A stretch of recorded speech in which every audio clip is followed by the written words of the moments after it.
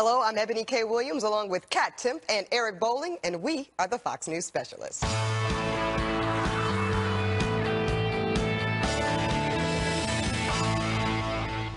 It's a fast-moving day out of Washington, D.C. President Trump wrapping up a joint news conference with the president of Colombia just a short time ago. He addressed the appointment of former FBI Director Robert Mueller to oversee the Bureau's Russia probe. I respect the move, but the entire thing has been a witch hunt, and there is no collusion between certainly myself and my campaign, but I can always speak for myself and the Russians, zero. I think it divides the country.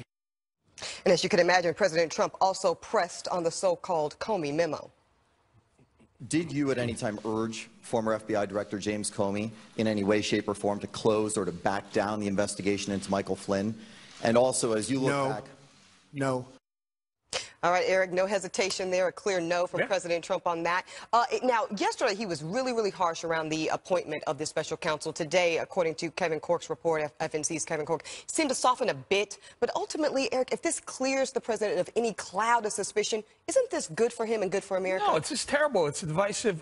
This morning, President Trump tweeted, it's a political witch hunt, and it is. Look what happened today. Eboni, last night when we went right off the air at 6 o'clock straight up, the news was released that there was going to be a special counsel. So they embargoed it until 6 o'clock even. This was a surprise, I'm sure a surprise to Trump, certainly a surprise to us. So in 23 hours, here's what we've had. We've had the Republicans say there'll be a special counsel investigating the Russia situation. And then also further, Mitch McConnell goes and hands the Democrat another one on a platter saying, let's do all senators invited to a discussion of this. Bring in Rosenstein. They bring in Rosenstein to talk about Mueller.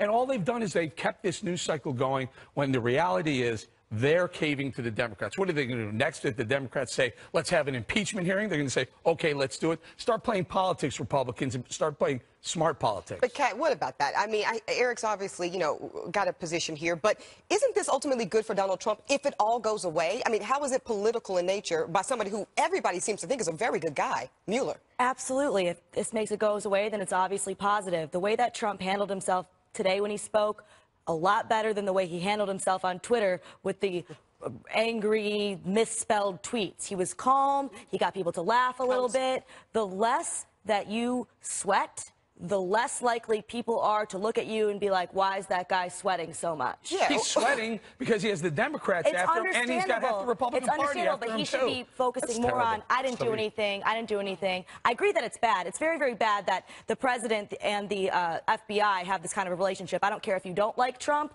You should not be celebrating this. Mitch McConnell didn't have to call an all-senators meeting to have this discussion. And guess what happened after the meeting? There was a microphone and camera set up, and the senators came out, and they all wanted to get in front of the camera and have their statement. What that does, it generates more news cycle for him. Instead of saying, look, the reality, I had a friend inside that meeting. Rosenstein didn't say anything. He didn't break any news. There wasn't anything really going on. What this could have been was, all right, you got your general counsel. Let's go investigate this thing, which, as you probably will agree with me, this is going to be a long-term investigation. Could be a year, could be 2 years long. It will be long, Eric, indeed. But first, let's meet today's specialist. He received a basketball scholarship to attend Winston-Salem State University. Go Rams. He's the co-host of ESPN's First Take. He's also the host of the very popular Stephen A. Smith radio show, but he specializes in being an NBA insider. Stephen A. Smith is here. And he was named Detroit's greatest guitar player of all time, also a member of the National Bowhunters Hall of Fame, and he's a New York Times best-selling author. But he specializes in riding a buffalo on stage. Rock legend Ted Nugent is here. That's a buffalo between my legs. Nice call. That is a very unique specialty, Ted. Our studio might combust with Stephen A. and Ted both here, but let's see what happens. Okay, so, Ted, Eric is saying, it's divisive. This is the Republicans kowtowing to the whim of the Democratic Party.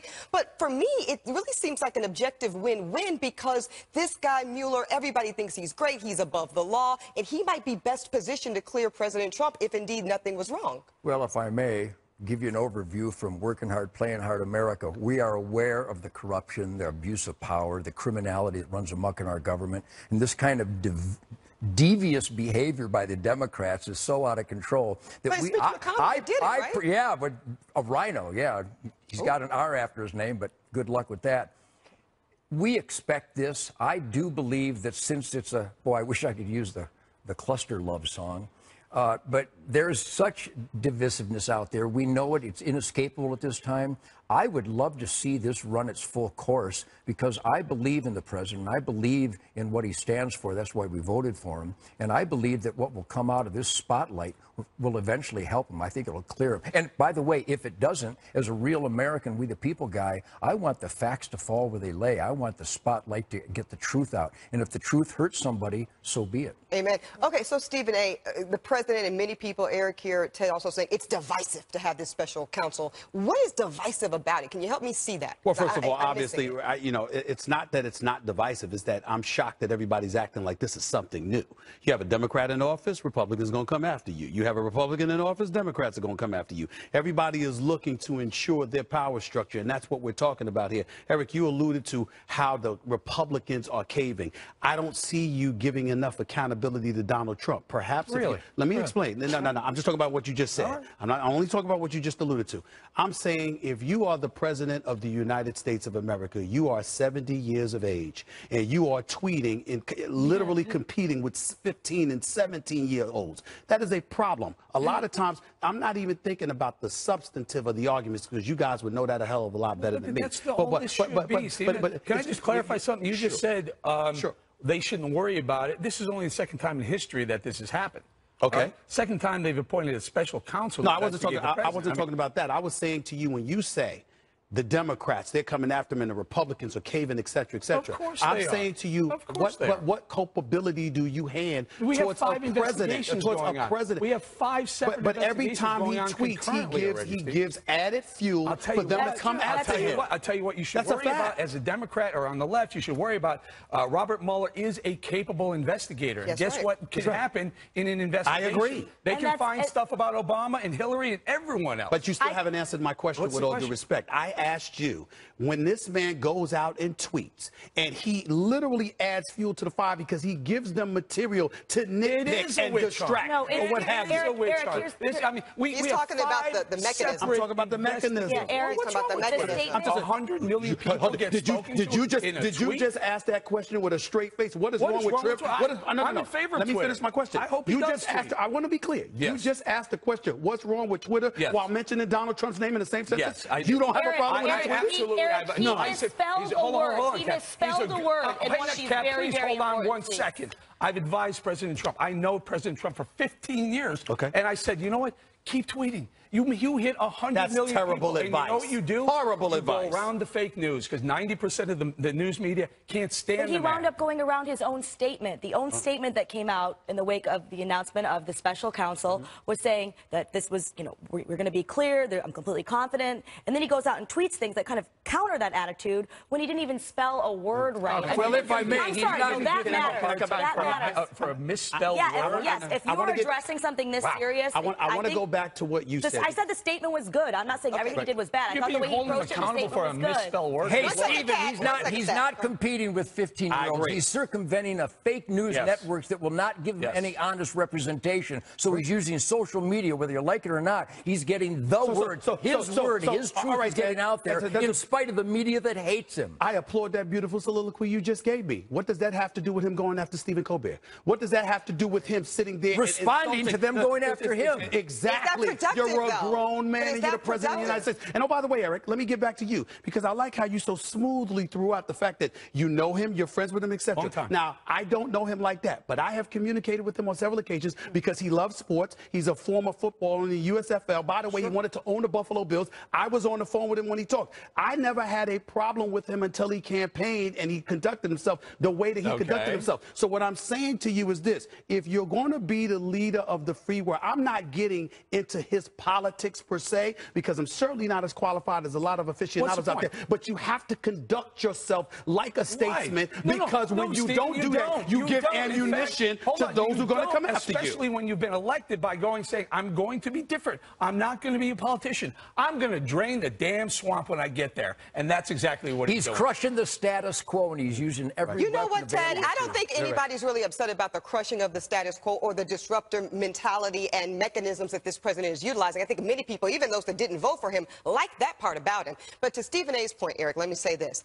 what you tweet does matter, and I think it's not necessarily always a bad thing to use Twitter. I think it can be a great tool to go around a combative media, but sometimes you have to live and die by the content of your tweet. So if something is good and positive and it can bolster your message and they're not talking about it. What did he say that's wrong? Well, he said a lot of it's a witch hunt, and it is a witch hunt. Not just, that's one thing, Eric. You know, they don't need and when you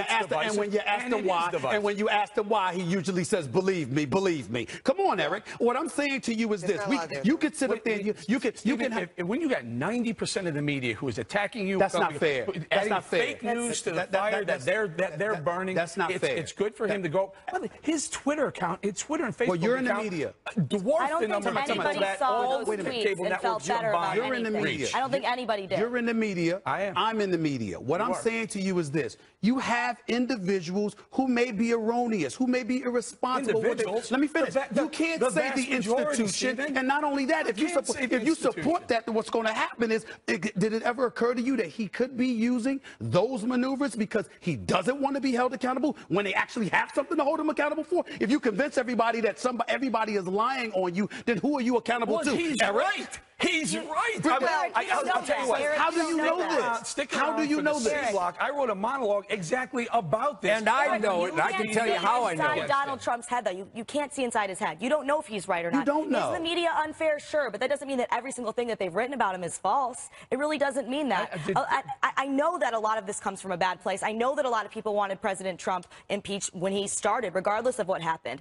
And I know that it's bad to see a lot of them celebrating the fact that the FBI and the president are sort of at odds with each other, because that's in itself a national security threat when foreign enemies see that. However, all of those things aside, be true or not true, there's no way to know that every single piece of information, and there's been a lot of it coming out, is false. Eric, I just wait and see. I'm simply saying that the vast majority of the mainstream media is against Donald Trump, and they will highlight the things that they find negative about the man, and just everybody. Eric, I'm going to agree with you there. I'm going to agree with you there that most mainstream media outlets do not like Donald Trump, and it shows in their coverage. But how about this? How about the same way he can use it to go back against Colbert? How about talking about how successful the China trade agreement was? He does. How about, he absolutely tweets about that, but you know what? We don't pick it up. No one does. Because it's singular, Eric. I do think at some point he has to be more, because one thing I will give the president, he knows how to control the narrative. Absolutely, he does. So how about managing the narrative? Go on both POTUS and Real Donald Trump's Twitter account, and you'll see all the accomplishments. He can shift it in a lot stronger way if he wanted to. I'd like to add this.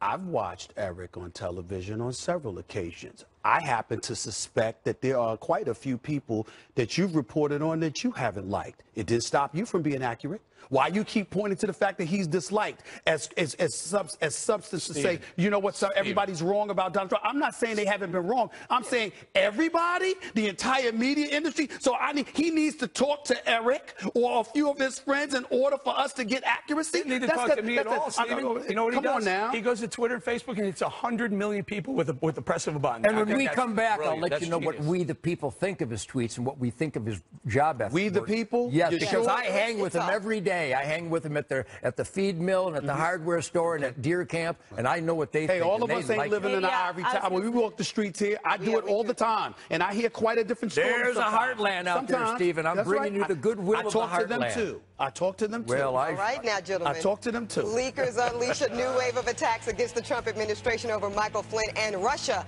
And now, one prominent Democrat says they've gone too far. We'll show you that. Plus, as he just said, Eric Bolling has an important message for everybody. It's time to wake up, America.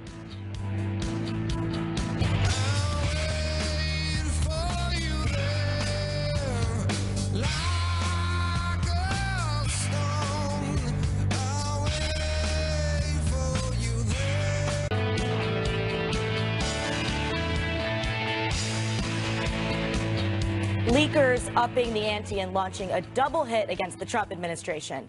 The New York Times reports that the Trump transition team knew Michael Flynn was under federal investigation, but hired him anyway as national security advisor. And Reuters reports that the Trump campaign had at least 18 undisclosed encounters with Russian officials. Both reports naturally attribute anonymous sources. The flood of leaks even has had diehard Democrat Dennis Kucinich crying foul. You have a politicization of the agencies that is resulting in leaks from anonymous, unknown people and the intention is to take down a president. This is about the political process of the United States of America being under attack by intelligence agencies and individuals in those agencies. You're saying President Trump is under attack by the deep state intelligence community. Fair statement? Well, I believe that. All right. So, Eric, do you agree with this deep state intelligence community? Well, someone's leaking. I mean, a lot of I think the whisper is that, yeah, that's where it's happening. So there'll be high-level communications going on between, in this case, Russia, Lavrov, Foreign Minister Lavrov with Russia and Donald Trump. And then there's a memo that goes out to the intelligence community about what they talked about. And then someone in the intel community leaks it to these publications. That's very, very dangerous. I'd also like to note that, first of all, a lot of people are tweeting me right now saying, are you and Stephen good in the break? We're really good. That's what I love about Stephen A. We have a respectful disagreement. Absolutely. I referee to make sure you. We appreciate that. We appreciate that. Can I just point one thing out that I think is being lost in this? Right. Is that all the attacks on Donald Trump and his ties to Russia, did we forget that Hillary Clinton actually brokered a deal to sell 20% of our uranium stockpiles to Russia, number one, and number two, her campaign manager, John Podesta, had stock in a Russian company who, when he was discovered, gave it to his daughter. Guess what, Eric? No, I don't think a lot of people forgot that. That's part of the reason she's not president now. She also had tremendous credibility issues. So I don't think anybody is saying that Hillary Clinton was a Girl Scout on these issues. Except nobody's going after her for it. Well, because she's not the president. Forgot about it. She's not Doesn't matter. Crime is crime. You don't have to wait till you be the president to be prosecuted. Well, that's also maybe why James Comey's fired. It does matter when the president went on the record and said he was moving past that. That's number one. Number two, if I remember correctly, because I'm certainly not the aficionado that you are, Eric, but if I remember correctly, wasn't there like 9 different federal agencies that approved the uranium situation? Wasn't there about 9 different federal agencies? Oh, wait, hold on. President Obama was the president at the time, and Secretary of State was Hillary Clinton. Okay. Well, they gave away 20% of our uranium that we desperately need. I'm not saying that I approve of it. I'm not saying that I like it. What I'm saying is, are you telling me that there's something illegal about it? No, I'm not saying it. And I'm also saying I'm pretty, well, I shouldn't say it now, but I'm pretty sure that whatever that Donald Trump is accused of doing pales in comparison to turning over 20% of our uranium. So in other words, the fact that the culprit, a bigger issue may have occurred on this side, ignore the culpability of the president, whatever it is now. About uranium. You can use uranium to spark up a power plant, or you can use uranium to further enrich it to a nuclear weapon. Go ahead, Kat, you can take it. Thank you. It's completely possible to have a problem with Hillary Clinton and the uranium deal with the Russians, which is something that I certainly had a problem with, and also have a problem with Donald Trump. I am somebody who never trusts somebody completely to tell the truth when they have a lot to gain by lying. There's no reason to just so blindly believe Donald Trump on every issue. Show me one shred of evidence. Okay. There's no evidence against Trump, and there's documentation of Clinton's collusion or relationship with the Russians. She's already been proven I understand guilty. the difference. Trump's been proven nothing. I understand the difference between there being. I don't think the media has been treating Trump fairly. I completely agree with you on that. A lot of the people in the media have not been. I completely agree with you on that. However, there have been a lot of things coming out, and even though they are anonymous, and you don't trust something anonymous as much as something with the name, the amount of them, you have to take a look at it, and there is just. It's just a fact that you have no way of knowing that it's true. What are they? You have no way of knowing if it's true or not, Eric. Are you saying that Donald Trump did that was dangerous nobody is or saying illegal? that. What people are saying is that So this then why are we investigation, still doing because this? the investigation is not concluded yet, Eric. But I want to go back to leakers, because that's what this segment was supposed to be about. The word investigation does matter, Eric. Forever. Okay, it matters. Forever. Let me get your take on this, Stephen A. Leakers. This is a big problem. It's a problem under the Trump administration. And if we go back in time, it was a huge problem under the Obama administration. Yes, it was. Obama went to war on this issue of leakers. And pretty unsuccessful. He actually prosecuted more people under the Espionage Act than any other president prior to, and it seemed to have almost backfired. So is there something that Donald Trump can do on this issue to get a better result? It's hard to say, and here's why, because I think he's his own worst enemy in that regard. First of all, even though it's via Twitter in most situations, one could easily accuse the president president of having diarrhea of the mouth, figuratively speaking. This need to constantly speak, to defend yourself over the most pettiest things imaginable. If anybody could be perceived as being accused of leaking, it would be him because he can't see. Where do these petty accusations come from? On one hand, you're calling it petty accusation, and on the other hand, you're saying we need a special prosecutor. No. I didn't. First of all, I never said. You're talking more about like the hand stuff, right? Like the hand stuff. Yeah. I never once said that that's what's needed. I don't have a problem with it because at the end of the day, let's get beyond it and get to the bigger issues that really resonate within this country. You also might have a situation where, again, you and people, the critics of him bring this up. This ain't me. I'm just echoing what they say. You have people that get upset because he's never really opened his book. Taxes, whether it's himself directly, whether it's his companies and the business that he's done,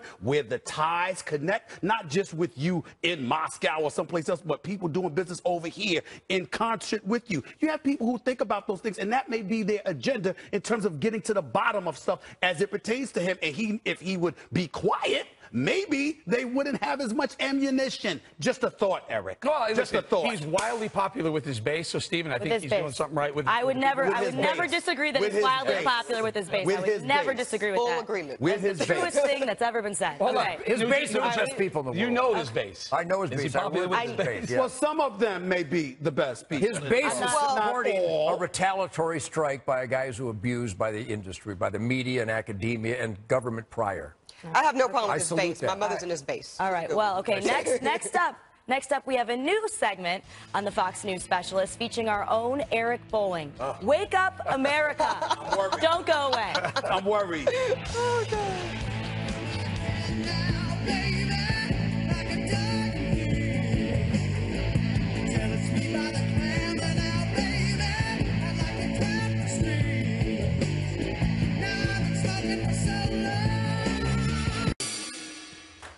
All right, time to wake up, America. The news cycle is coming at us fast and furious, so we turn to various news outlets to get the facts.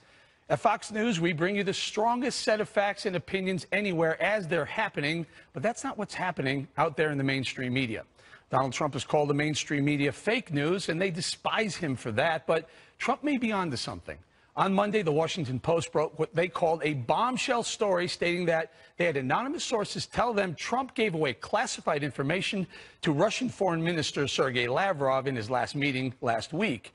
They were high-fiving each other in the Washington Post newsroom, a smoking gun. We've got Trump, but the party was premature, much like Hillary's election night party. Soon it was noted that, the info in question that ISIS was attempting to use laptops as an explosive device on airplanes was common knowledge, so the bombshell was a dud, fake news.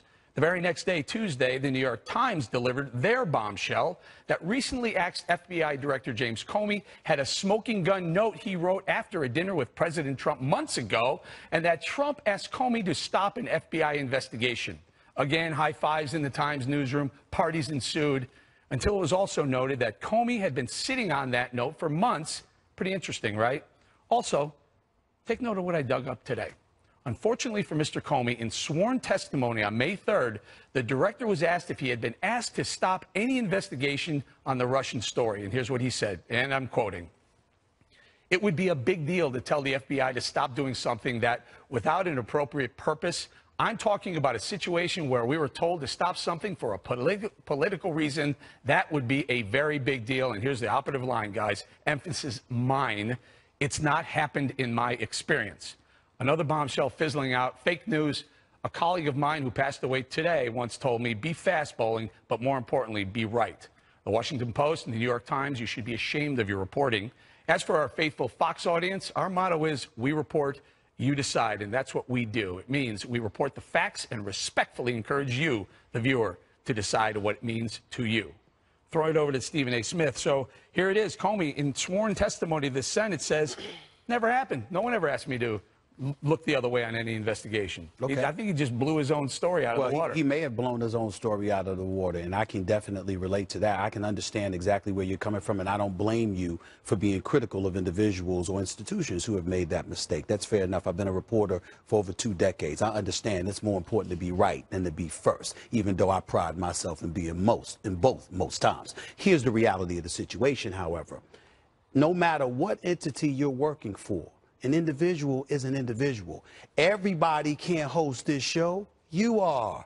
You know, everybody's not hosting it. You can't look at one person who makes a mistake and denigrate the entire institution. And that is what your president has engaged in. And let me tell you why that's dangerous. President too, because, my man. Your president no, I apologize for that because I'm not one of those that say that. No, he is my president as well. I didn't vote for him, but he's my president, and that's the responsible thing to do. But it's important to point out that when you're calling out somebody, if he gets away with that, then all of a sudden, what about when a successor comes along and the kind of license that you give him to circumvent the media because everybody's fake news can be attached to the next administration? Be careful about that. But Ted, here we're talking about the Washington Post breaking the news, high-fiving, and then the paper of record, New York Times, also went to record with this, and guess what happened? James Comey swore it never happened. I don't think Stephen is getting the big picture. It's not just individuals. It's a whole army of media individuals that are out for blood. They're so left, they're so in the Democrat tank that they are going to attack the president and anything Republican or anything right side in such a consistent fashion that it is an overwhelming tsunami of fake news, attack mode, with no basis. So it's not just individuals in this day and age. It's an overall movement. And the movement of the media and academia and the left and the Democrats overall is just Saul Alinsky berserk. So if you can find some individuals who are not guilty of that, be sure you give me a call on that. Let me bring Eboni in. Eboni, so I found, you know where I found this comment? I went through pages and pages on the Washington Post website who showed Comey testifying it never happened. So I might surprise you in this moment, Eric. Completely agree with you. I'm somebody that has been very critical of what I call the casualties of the 2016 election cycle. FBI, DOJ, State Department, media, mainstream media has been a huge casualty of this election cycle. So much so, don't take my word for it, take theirs. The New York Times came out post-election and they apologized to their viewership, to their readership, and they said, we're going to do better. So when you do this, Eric, when they come out and they say things like this and they have to walk it back immediately after because it was a premature celebration around what felt like a conquest in that moment, it's a problem. Now, the difference is I don't feel like, ha-ha, yay, the mainstream media is dead, we've triumphed. I feel sad for America. Because a lot of people, Eric, they're not going to do this legwork, and they don't have time to do it. That's our job as journalists and reporters and working in news media. That's what we do for a living.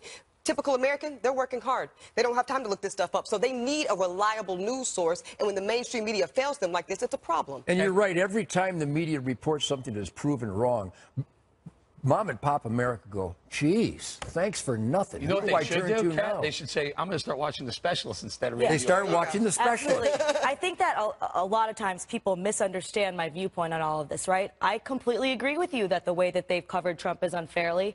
I think that it's disingenuous to cover in the way that they're waking up every morning, hoping that there's some leak, waking up every morning, hoping that he does something horrible. And it's so apparent. So they can high-five each other. And it is apparent because they, like I said earlier in the show, they wanted to impeach him before he even had a minute as president. However, that doesn't mean that you can say that you know for a fact that everything that they report is always false. And I don't think anybody does. And if they come up with something honest that we can rely on, Stephen and Kat, we will be the first to go thank you. In all fairness, a lot of people do that. They say, I know this is a lie about Trump because the media is unfair. The logic doesn't flow there. That's a logical fallacy. Can I ask my counsel here something? So how credible of a witness, if he's called, and he will be, James Comey, is he, if he went ahead and swore under oath that no one had ever asked him to look the other way or walk back an investigation, and yet he's saying he has a note that says Trump asked him to do it. So this right here, what we call to impeach his credibility as a lawyer. I'm not saying that you're wrong about anything. What I'm saying is you could say the same. Clinton was under attack.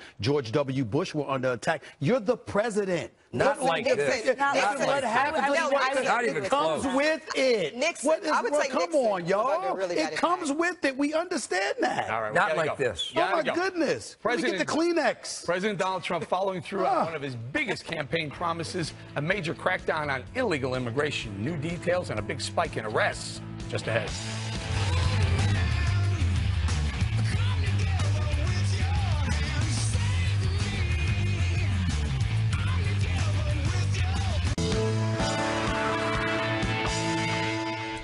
Welcome back to the Fox News Specialist. Our specialists today are Stephen A. Smith, the co-host of ESPN's First Take, and rock legend Ted Nugent. Somehow, our universe hasn't quite exploded yet, so we're going to keep it going while we can. President Trump has vowed to crack down on illegal immigration, and that was no joke. According to new data from ICE, there was a 38% spike in immigration arrests during President Trump's first 100 days compared to the same period last year. Eric, this is what he... Ted, yes, round of applause. I don't think anybody at the table is upset to hear this type of good news around law enforcement and this important issue that he campaigned on, of course, Eric, cracking down on illegal immigration. Well, that's good news. I'm glad to hear that no one at the table... Well, I'm not sure about the guy straight left. I'm not sure. No. Well, that's good. No, well, that's good then. I think we're making progress because there are a lot of times I'd be sitting here and saying, hey, I think we should crack down on illegal immigration. People say, well, what that's so racist of you, or that's so unfair of you, or so... If I may, the bigger bigoted picture, I just spent some time with some ICE guys and some Border Patrol guys, and I spent a lot of time with these guys. And when Trump became president, there was a huge universal law enforcement sigh of relief that we have a president that now genuinely sides with the men and women in blue, especially on the border, because they were shackled. They weren't allowed to enforce the law. They weren't allowed to do their oath to the Constitution and enforce and protect. So there's a great positive spirit taking place. That's why the arrests are on. One of my best friends, his name is Jeff Brown. He watches you guys every day. He's in LA right now. He told the story, and he said, Steve, you're at an amusement park, and it's a long line, and you waited 2-3 hours trying to get on a ride. And he said, somebody walks right in front of you, and gets to the head of the line, and goes on a ride. That's it in a nutshell. He said, right there. You gonna feel good about that? That's illegal immigration. Bingo. So no one should have a problem with illegal immigration getting addressed. The issue is that a lot of times when we hear folks in their rhetoric, they don't emphasize the word illegal. They just say immigration. Well, Stephen, you know who doesn't emphasize it? Gives the impression that there are those that are not welcomed, and that's never good for America to disseminate that kind of message. Let's emphasize that whenever the left, or most of the media, which is the same thing, and the Democrats talk about immigration, they always claim that we're against immigration. They cannot differentiate between legal activities and illegal activities. We're for legal banking if you make a withdrawal or deposit in your account. If you try to make one out of my account, that's illegal banking. We're against that. And the left just will not admit that there's a difference between legal and illegal. So thank you for that. You and I are I'm going to come right to you, I must Pat. say, I must agree. Yeah, but I will say this, Ted. I think sometimes we talk about immigration, because I also work with ICE as a defense lawyer. And I worked with ICE and law enforcement and Border Patrol and all the Great guys. Wonderful men and women that serve in that capacity, absolutely. The illegal part has to be addressed, because we need a fixed immigration system, which is another conversation which would make a lot of this better. Is that your point, Kat? We need to make legal immigration easier. Right now, it would take... I'm not so sure we need to make it easier. I think you have to earn your way to become an American. Okay, well, it's already very hard. It could, if you're a teenager in Mexico, it could take you more than 100 years to do it legally. A lot of people do just try to do it illegally. I don't say that's okay. Why? Immigrants provide a lot of benefits to our economy. When you do it legally, there shouldn't be a problem with that. There should be no problem with that. It's too hard right now to get here legally, which is why people just say, nah, and I'm doing it illegally, which I don't support that. I'm not saying that's okay, but that's the part that needs to be fixed. To complete the kumbaya moment, are we all in favor of that border wall to make sure illegal immigrants don't come over the border? No. Hey, That's what? Because that's not the most efficient, cost-effective way to do it. Well, that's why. We have planes now we're worried about money. I agree with that. I am worried about money. I agree with that. I have a very hard time agreeing with you on this issue, Eric. Yeah. So I don't trust agreeing with you on this issue.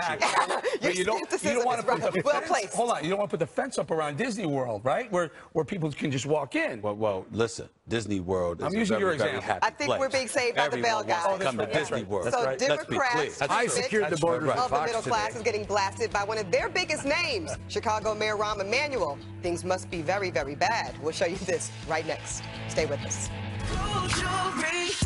So bright, strawberry champagne on us. Lucky for you, that's what I like.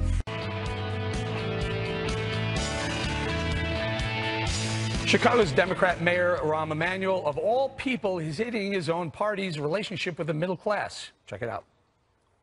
I think there are certain things that we as a party wandered off from as it relates to being a party that fought for hardworking families As President Clinton used to say, that work hard, play by the rules, pay the bills. They need a voice. And it's not just a string of policies. It's also a set of values that respect who they are in their lives. And I think we come off and can come off as a party disdainful of them as the bedrock of this great country. All right, Ted, we'll start with you. Chicago politics at its finest or at its worst?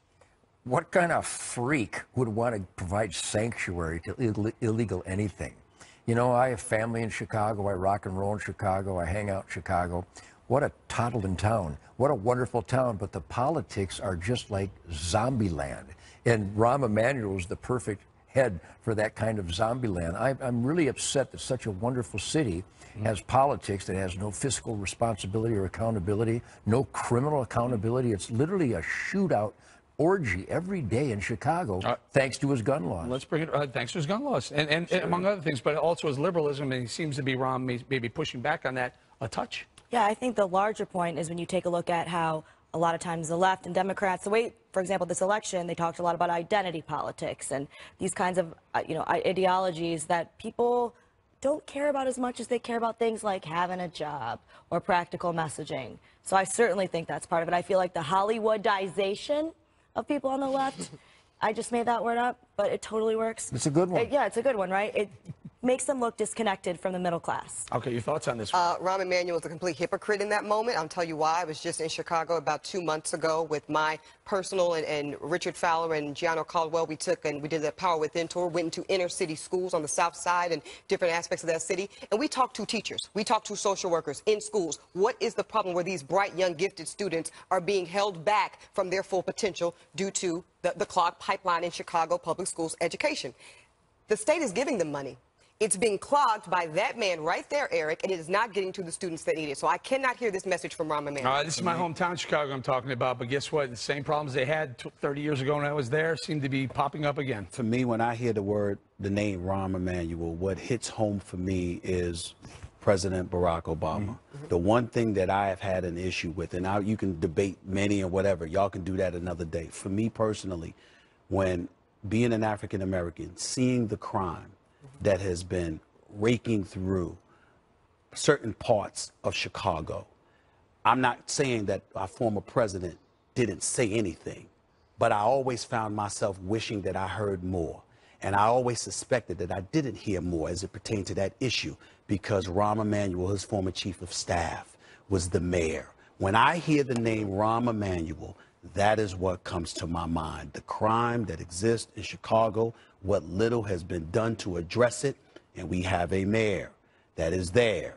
And I thought that he was in a position to do so much more because of what he was connected to, and it didn't happen. You know, Steve, Amen. It breaks my heart to hear people call my hometown, Chicago, Chirac. And it's really getting that dead. It qualifies, doesn't it? You'll have to leave it right That's there. why Spike Lee called it that. I want to take a moment to remember Roger Ailes right now. Today, America lost a legend, a pillar of conservative politics. Roger Ailes built the Fox News empire and stood at its helm until he was forced out amid allegations of sexual harassment last year. But when remembering Roger Ailes, we must remember all of Roger Ailes. Personally, Roger brought me over here from CNBC, seeing something in me that even I didn't know existed, a conservative point of view. A conservative set of values and opinions that he said would resonate far better with the Fox audience rather than the NBC audience. I think Roger was right. Thank you, RA. But remembering Roger Ailes, we must remember Roger's massive career as well. A career that spanned 5 decades and transcended industries. We must remember the architect of 3 successful presidential campaigns, and we must remember the man who redefined what it meant to work in the media. Roger Ailes ushered in the conservative point of view out of the shadows and forever cemented its seat at the American political table. He was a patriot and a revolutionary. Our hearts, all of our hearts, are with his family, Elizabeth, his wife, and his son, Zachary. We'll be right back. Time to circle back with our specialists, Stephen A. Smith and Ted Nugent. All right, guys. Thanks so much for coming. You're a Detroit guy, like Motor me. City, Yeah, Motor City. full You time, get back baby. a lot still, But I'm in or? Texas now. Texas You go back to needed Detroit me. ever? Yeah, they need me back there. Absolutely. Yeah, we rock and roll there every year. It's awesome. Ted, can we talk about this? The big news story this morning. Chris Cornell, Soundgarden frontman. Tell us about it. Heartbreak. One of the greatest voices in the history of rock and roll. Kind of James Brown meets Paul Rogers, and it's a heartbreaker. And we pray for his family and friends. Thanks for enriching our lives with that great music. Black Hole Sun, one of the best songs. Yeah, he was an animal. He was a soul brother. Yeah. All right, I got a question for Stephen A. I could ask you anything. I'm going to ask you this question. You are an NBA franchise owner. You have one draft pick, Michael Jordan or LeBron James? Michael Jordan. Why? Because Michael Jordan's the greatest. 6 NBA Finals, 6 NBA Finals MVPs. He has never lost an NBA championship series. More importantly, he never even allowed the series to reach a Game 7. That is the epitome of perfection. LeBron James is many things. He's absolutely phenomenal, but he will never, ever be accused of being perfect. My sons agree with you. Well, he's a Tar Heel. Repeat the three-peat. Excuse me? Repeat the three-peat. Remember, I'm from Chicago. I was a Bulls fan. That's we right. got a three-peat. Well, you really stepped out on a limb there, didn't you? But then you repeat You the know, three-peat. I never knew that you were a Bulls fan when Derrick Rose and Joakim Noah were playing, when Tom Thibodeau was coaching. But when Michael Jordan was playing, you were a Bulls fan. Way to go, Eric. Way to go. I've lived here for 25 I'm just checking years. on you. I'm going to stay on you, man. I'm also a Cubs fan. Does that count? Now it does. Oh, now that you're a Cubs fan. okay. Did we hear this 2 years ago? Okay. Or 100 years before that? You know, I used to ride my bike to Wrigley Field. Yes, you heard it. That any story will do. He likes winners. That's all. I like Vienna Red Hots. Does that count? No. No. Sorry. No. Sorry. All right. By the way, Eric, we're tied Thank next you. No, sir. Thank you to our Fox News specialists today, Ted Nugent and Stephen A. Smith. And we thank you all for watching. And make sure to follow us on social media at SpecialistFNC on Twitter and Facebook. Remember, 5 o'clock will never be the same. Special Report is next.